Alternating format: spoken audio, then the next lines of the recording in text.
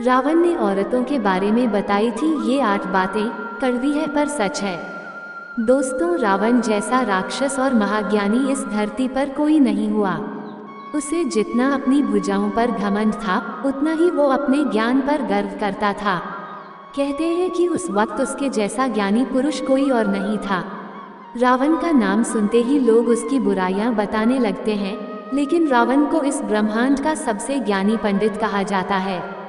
दोस्तों, अगर आप भी सनातन धर्म से हैं, तो वीडियो को आधा अधूरा ना सुने, और अभी तक आपने हमारी चैनल को सब्सक्राइब नहीं किया तो जरूर कर ले। भगवान भोलेनाथ आपको जीवन में सफल जरूर बनाएंगे। कहते हैं कि रावण शिवजी का बहुत बड़ा भक्त था। कोई दिन ऐसा नहीं जाता तो उस दिन वो शिवजी की आराधना करे। लेकिन रावण के एक काम ने उसे हमेशा के लिए बुरा बना दिया। सीता माता का अपहरण करके उन्हें अपनी रानी बनाने के ख्वाब देखने वाला रावण शायद भूल गया कि उसने जिस सीता का अपहरण किया है, वो अयोध्या के राजा दशरथ की पुत्रवधू हैं। उसका खामियाजा उसे अपने देकर चुकाना पड़ेगा। लेकिन दोस्तों, एक ज्ञानी पंडित होने की वजह से रावण ने प्राण त्यागते समय बहुत सारी अच्छी बातें भी बताई थी, जिनमें से उसने महिलाओं की 8 बुराइयों का वर्णन किया था, और आज हम आपको उन्हीं बुराइयों के बारे में बताएंगे। तो चलिए शुरू करते हैं। तो रावण ने माता सीता का अपहरण किया था।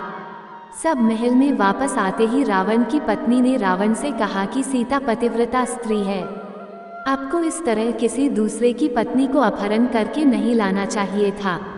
इस पर रावण ने एक दोहा कहा था, नारी सुबह उस सत्य सब कहाँ ही अवगुण आज सदा उड़ रहा ही साहस, अनुरोध, चपलता, माया, भय, विवेक सोच दाया। इस दोहे में रावण ने स्त्री की 8 बुराइयों का वर्णन किया था, और जो पहली बुराई रावण के द्वारा बताई गई थी वो ये थी कि स्त्रियां साहसी होती है, लेकिन इस साहस का इस्तेमाल स्त्रियां एक अवगुण की तरह करती है।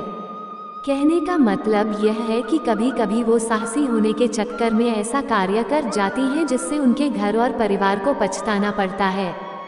साहस अगर दुस्साहस में बदल जाए तो फायदे की जगह इसका नुकसान ही उठाना पड़ता है।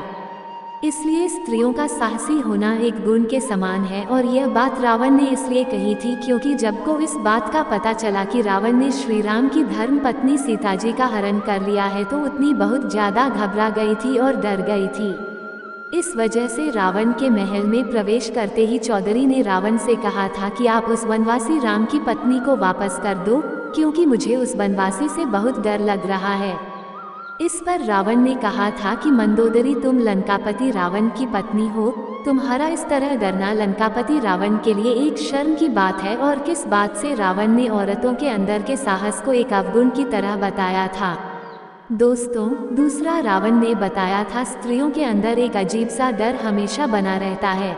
वैसे स्त्रियां मीटर और साहसी होती है, लेकिन उनमें एक डर की भावना भी होती है, और स्त्रियां अपने इस भय से बचने के लिए किसी भी हद तक जा सकती है। दोस्तों, रावण के अनुसार स्त्रियां बहुत ही कोमल स्वभाव की होती है।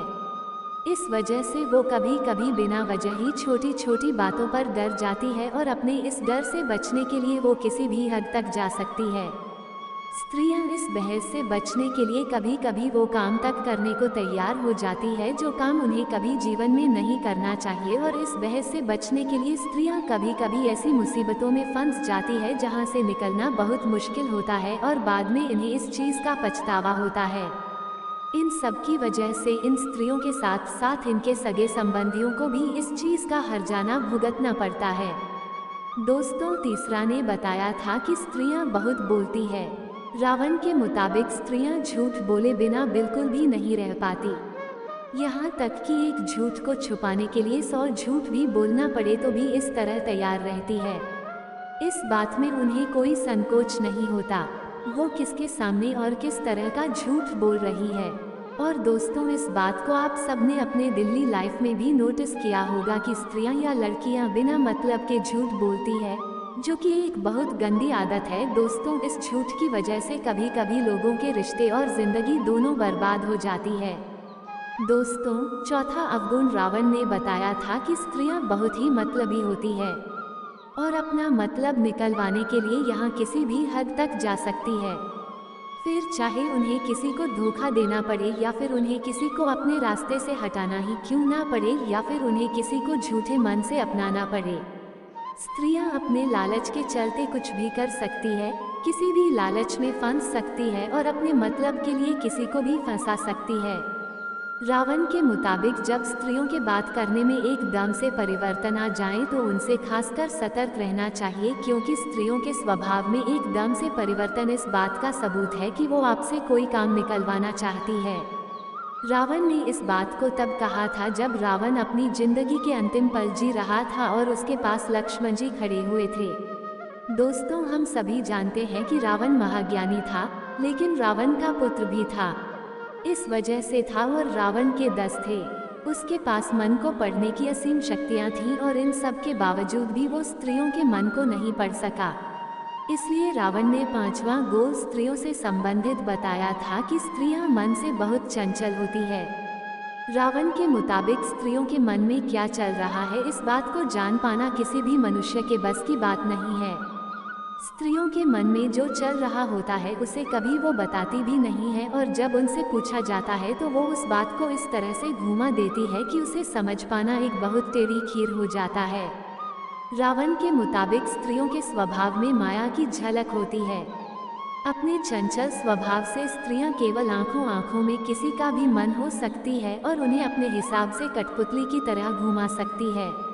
तो रावण ने इस बात का वर्णन अपने शास्त्रों में भी किया है और इस बात को भी बखूबी बताया है कि स्त्रियों के सारे गुणों में सबसे खराब अंकुर यही है और स्त्री की चंचलता से हर मनुष्य को बचना चाहिए, क्योंकि इस चंचलता के चक्कर में कई महाबली पुरुषों ने अपनी जिंदगी झोंक दी, लेकिन स्त्रियों की ये आदत नहीं जाती। इसलिए स्त्रियों की इस चंचलता से जितना हो सके दूर रहना चाहिए। दोस्तों, गुरु रावण ने बताया था कि स्त्रियों के पेट में कोई भी बात नहीं बन सकती है। अगर आप पुरुष हैं तो इस बात को आप बखूबी समझते होंगे और स्त्रियां इस बात को अच्छे से जानती होंगी कि वह किसी भी बात को अपने पेट में नहीं बचा सकती। रावण ने के बाद अपने प्राण त्याग से पहले बताई थी कि स्त्रियां कभी भी किसी की बात को अपने तक ही सीमित नहीं रख सकती, तो चाहे आप उस स्त्री के कितने भी अच्छे सगे संबंधी या पर रिश्तेदार क्यों ना हो, वो आपका भांडा कभी ना कभी पूरी ही देंगी और आपके गुप्त राज को आग की तरह तेजी से फैला देंगे। इसलिए स्त्रियों को कभी भी राज की बात नहीं बतानी चाहिए। लेकिन इतना सब जानने के बाद अगर आप ऐसा करते हैं तो मान लीजिए क्या आप अपने आप को मुसीबत में डाल रहे हैं और कभी ना कभी आपका राज खोली जाएगा और फिर आपका काम तमाम हो जाएगा। दोस्तों, 7वां अवगुण रावण के द्वारा बताया गया था कि स्त्रियां और विवेकशील होती है। मतलब कि स्त्रियों में बुद्धि नहीं होती। वे किसी भी चीज को अपना दिमाग लगा के नहीं सोचती, बल्कि किसी भी सुनी सुनाई बात को मान लेती है। ऐसा रावण इसलिए कहा था क्योंकि रावण की पत्नी ने रावण की कोई भी बात कभी नहीं मानी।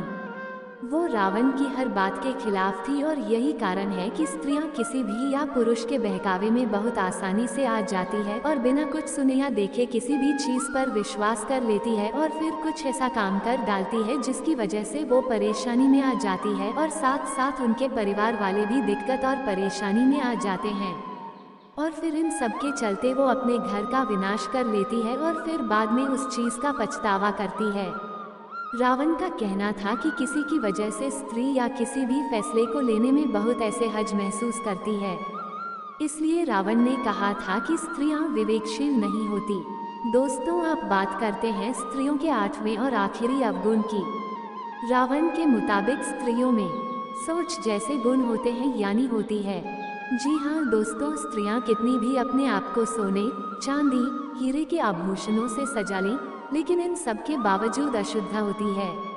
रावण के मुताबिक महिलाएं साफ सफाई का काफी कम ध्यान रखती हैं, जिसकी वजह से रावण ने ये बात कही थी। दोस्तों, वैसे तो स्त्रियों में कई अच्छाइयाँ भी होती है, लेकिन ये कुछ 8 अवगुण हैं जिनके बारे में रावण ने बताया है और इन्हें सुनकर आप बखूबी जान सकते हैं कि स्त्रियों के अंदर क्या क्या गुण होते हैं और क्या नहीं। दोस्तों, रावण ने जितने भी अवगुण के बारे में बताया है, आपके हिसाब से आज के समय में वो कितना सही है, हमें कमेंट करके जरूर बताएं। और वीडियो पसंद आए तो वीडियो को लाइक और चैनल को सब्सक्राइब जरूर करें।